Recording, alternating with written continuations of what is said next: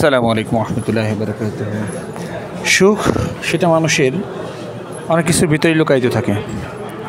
যখন আমরা স্কুল লেভেলে পড়াশোনা করতাম, কিন্ডার গার্ডেন, হাই স্কুল লেভেলটা ছিল আমাদের 2 টাকা থেকে 5 টাকা কি 10 টাকার ভিতরে সুখ নিহিত ছিল।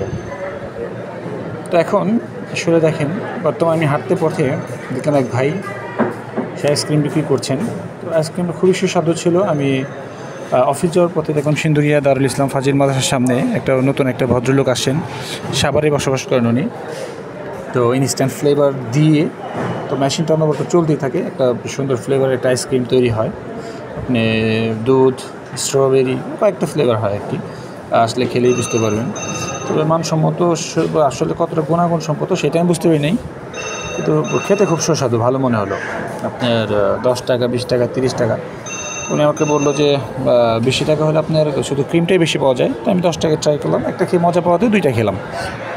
তো সেটাই বলতে চাচ্ছিলাম যে এখনকার ছেলেপেলেদের দেখে সুখটা দেখেন, এদের 2, 4, 500 টাকাও আমরা হাত খরচ দিয়ে থাকি, বাবা মারা দেয়।